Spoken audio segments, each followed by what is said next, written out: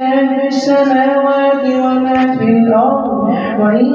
تبدوا ما في أنفسكم أو تخفوه يحاسبكم به الله